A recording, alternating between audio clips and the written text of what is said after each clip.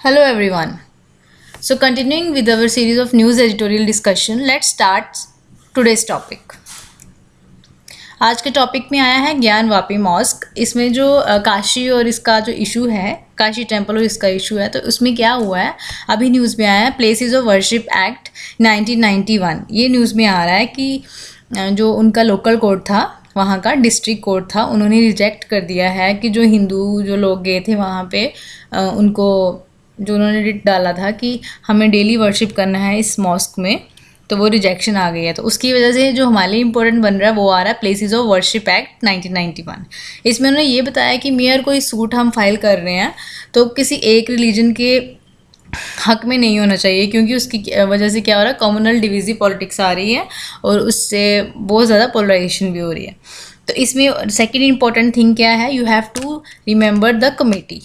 Committee कौन सी है? अंजुमन इंतजामिया कमेटी, ये आपको याद रखनी है। Then comes Indian ports bill. Indian ports bill जो है, ये आज के जो एडिटोरियल में आया है वो रिटायर्ड आईएएस ऑफिसर हैं मिस्टर शेट्टी सर। उन्होंने ये लिखा हुआ है कि जो अभी का जो पोर्ट बिल है, जो पुराना बिल था 1997 का, उसमें और अभी के जो पोर्ट बिल की इन्होंने चेंजेस की हैं उसमें कुछ खास फ़र्क नहीं आया है। उन्होंने यही बोला कि जो सेंटर और मैरीटाइम स्टेट्स का जो इशू है वो अभी भी बरकरार है, बस इन्होंने साइड बाय साइड कुछ चेंजेस कर दिए हैं।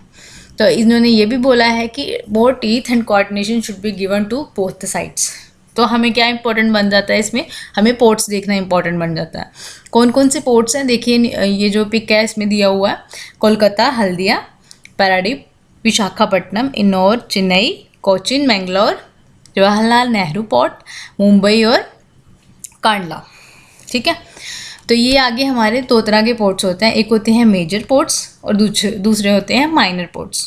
ठीक है, तो मेजर और माइनर पोर्ट्स में क्या डिफरेंस है, इसमें यह है कि जो मेजर पोर्ट्स हैं वो किसके अंडर आते हैं, अंडर द यूरिसडिक्शन ऑफ सेंटर, और जो नॉन मेजर पोर्ट्स हैं वो हम कॉन्करेंट लिस्ट में डालते हैं। ठीक है, सेंटर भी हो सकता है, स्टेट भी हो सकता है, बट अगर ओवरराइडिंग लेजिस्लेशन होगी तो वो किसकी होगी, सेंटर की होगी। ओके, देन कम्स, आइए देखते हैं इसका हिस्टोरिकल बैकग्राउंड। जो मेन थीसिस सर ने दिया है आईएएस ऑफिसर ने, वो उसमें उन्होंने क्या लिखा हुआ, उन्होंने क्या बताया है, 1997 में उन्होंने बताया कि मैरीटाइम स्टेट डेवलपमेंटल काउंसिल बनाई गई एग्जीक्यूटिव ऑर्डर से, किसके अंडर, मिनिस्ट्री ऑफ शिपिंग के अंडर। ठीक है, तो उसमें भी उन्होंने यही बताया कि वो एक एपेक्स एडवाइजरी बॉडी थी। बट अभी ये कंट्रोवर्सी क्यों हो रही है, कंट्रोवर्शियल क्यों है, क्योंकि उन्होंने कुछ एप्रीहेंशंस बताए हैं कि इसमें जो चैप्टर 2 और चैप्टर 3 है ना, उसमें वो क्या कर रहे हैं कि मैरीटाइम स्टेट डेवलपमेंटल काउंसिल को उन्होंने स्टैट्यूटरी स्टेटस देना शुरू कर दिया। वो बोल रहे हैं कि इसको कानूनी हक दे देंगे हम, उसकी वजह से क्या होगा, उसके पास पावर्स बहुत ज़्यादा आ जाएंगी और बहुत ज़्यादा फंक्शंस आ जाएंगे। तो स्टेट जो है वो अपने रोल को सोच रही है कि वो उसको कट कर रहे हैं, रोल बैक कर रहे हैं स्टेट का। ठीक है, एंड देन वो और क्या बोल रहे हैं कि सोशलिस्ट इरा था जब सेंटर की प्लानिंग होती थी, सब कुछ सेंटर का होता था, हो सकता है ये फिर से वही चीज़ आ जाए, या फिर इंस्पेक्टर राज आ जाए, उसमें जो उन्होंने डी लाइसेंसिंग की थी वो फिर से ख़त्म हो जाए, एक्सेट्रा एक्सेट्रा। और इन्होंने कुछ प्रोविजंस भी रखी हैं, कुछ खतरनाक इम्प्रिजनमेंट्स रखी हैं अगर हमने अगर ये जो पोर्ट वाली जो कोस्टल एरियाज़ हैं, अगर उन्होंने इस बिल के साथ कंप्लाइंस नहीं दिया तो अभी जो सर ने लिखा है, उन्होंने लिखा है कि 2022 में जो ड्राफ्ट वोट है ना, उसमें क्या है कि एक ऑफिसर का वोट और जो मिनिस्टर का वोट है वो बराबर आ गए। तो इसलिए उन्होंने बोला है कि हमें इसको देख लेना चाहिए, हमें प्रॉपर इसके प्रोज एंड कॉन्स देखने चाहिए, तभी कुछ आगे इसको करना चाहिए। ठीक है, उन्होंने ग्लोबल एग्जांपल्स भी दी हुई हैं कि यूएस में जो पोर्ट्स हैं वो कंट्रीज़ बनाती हैं या फिर काउंटीज़ और म्यूनिसिपैलिटीज़ बनाती हैं, मतलब लोकल लेवल पे होता है, प्राइवेट हैंड्स पे। जर्मनी में भी बोला है उन्होंने कि वो म्यूनिसिपल और रीजनल लेवल्स पे होता है। चाइना में भी यही बोला है कि म्यूनिसिपल लेवल पे होता है विद लोकल अथॉरिटीज़। तो उन्होंने ये बोला है कि हमें भी, यानी कि इंडिया को भी ग्लोबल लेवल को एक्सपीरियंस करना चाहिए, वहाँ से कुछ सीखना चाहिए, ताकि लोकल और रीजनल गवर्नमेंट इन चीज़ों को मेंटेन कर सके। ठीक है, तो आज के जो एडिटोरियल्स थे उनमें यही इम्पोर्टेंट था, बाकी जो कंटिन्यूशन है वो हम नेक्स्ट कर लेंगे।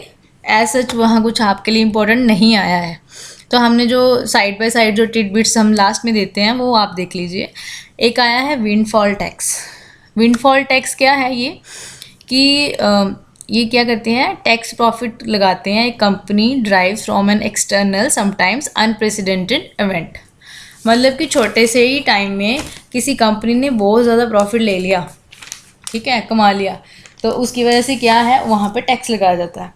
तो जैसे कि रशिया यूक्रेन में कन्फ्लिक्ट हो रहा है, तो एनर्जी का जो प्राइस राइज है वो बढ़ गया, तो उस पर वो क्या लगा रहे हैं, windfall tax. Okay, then comes Yudh Abhyas. ये मिलिट्री एक्सरसाइज है इंडोर यूएस, यानी कि इंडिया एंड यूएस के बीच में, ये याद होनी चाहिए आपको। और एक आया ग्लोबल इनोवेशन इंडेक्स। कौन सी ऑर्गेनाइजेशन देती है, विपो, वर्ल्ड इंटेलेक्चुअल प्रॉपर्टी ऑर्गेनाइजेशन, ठीक है। और इंडिया का रैंक क्या है, 81 था पहले, अब कितना हो गया, 46। ओके, आज के लिए बस इतना ही।